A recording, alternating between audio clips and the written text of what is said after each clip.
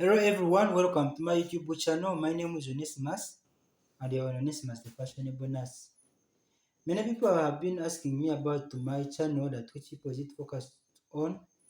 Yes, my channel is focused on mostly us nurses, most especially those ones who are already in the field. It helps us to improve on our skills. And also it provides information to student nurses which helps them to pass their exams, and also it provides health information to other people. So I cannot stop it from being watched by any person, and it is still a young channel, but I hope with your subscriptions, with your likes, it will grow at one time. So today in this video we are going to look at components of first aid kit, but before we look at them, we are going to first classify first aid kits. They can be classified in many ways, but in this video we are going to specifically look at one classification, which is classification based on users. There are first aid kits which are packed to be used by medical workers, and there are first aid kits packed to be used by non-medical workers. But in this video we are going to specifically look at components of first aid kit for health workers. Okay, we look at number one. We are supposed to have a notebook and a pen in our first aid kit where we shall note our findings. Then also we are supposed to have blood pressure machine which will help us to take the blood pressure of the casualty. We are also supposed to have stethoscope which helps us to listen to the breath sounds and the heartbeat of the casualty. Then also we are supposed to have distilled water or normal saline. This one helps us to clean the wound in case of any injury. Then also we are supposed to have gauze, which helps us to dress the wound in case of any injuries. We are supposed to have safety pins. We are supposed to have safety pins which help to hold the dressings. These are safety pins, they help to hold the dressings. Then also we are supposed to have bandages, both cylindrical bandages and triangular bandages. These are cylindrical bandages, they help to immobilize the upper limbs and the shoulders. And then these are cylindrical bandages, they are also used in immobilization, but they can also be used in holding the dressings. Then also we are supposed to have the arm bag. The arm bag helps us to provide ventilation in case someone has difficulty in breathing. Then also we are supposed to have a small kidney dish. This one acts as a receiver. Then also in our first aid kit we are supposed to have a cold compress. This one helps to reduce on inflammation in case there is inflammation.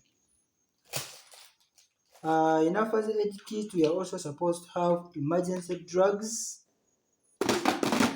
Emergency drugs, for example, these include antipyretics, for example paracetamol, and then analgesics, for example diclofenac. Then you're supposed to have also charcoal in case of food poisoning. We are supposed to have antidiarrhea drugs. These are emergency drugs I'm talking about. We're supposed to have antidiarrhea drugs. for example, zinc. We are also supposed to have antihistamines in case of any allergy. For example, the cetirizine. Then we are supposed to have corticosteroids in case of any inflammation. Then you are supposed to have antiemetics in case of any nausea or vomiting. We are supposed to have a pair of scissors for cutting the dressings and the strapping. Then you're supposed to have the alcohol swabs for disinfecting the skin around the wound. And then we are supposed to have antiseptic solution, for example, iodine, to clean the wound. And then we are supposed to have thermometer to take the temperature of the casualty. And then we are supposed to have tweezers, or if you don't have tweezers, you can improvise with the, or if we don't have tweezers, we can improvise, or if we don't have tweezers, we can improvise with non-tooth dissecting forceps. This one helps to pick small obstacles which cannot be picked with hands. And then you can have syringes. You can have syringes for administering the medicine. And then you can have adhesive plasters.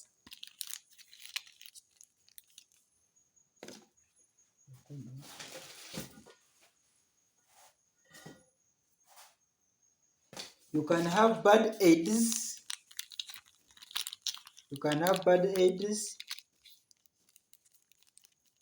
For covering on the wound, for covering small wounds. You can have band aids for covering small wounds. And then this one you can put it as an additional requirement. You can put a cannula. Also, you can put a tourniquet. Then also you can put alcohol swabs. We have already talked about them. Then you can put also cotton, also for dressing the wounds. You can put the strapping for holding the dressings in case you don't have safety pins. Then finally, you can put on sterile examination gloves, protect yourself and also to protect the patient. Then also you can put the masks so that you don't sneeze on top of the wound and infect the wound. Thank you for watching. Don't forget to share, don't forget to subscribe. We link up in our next video.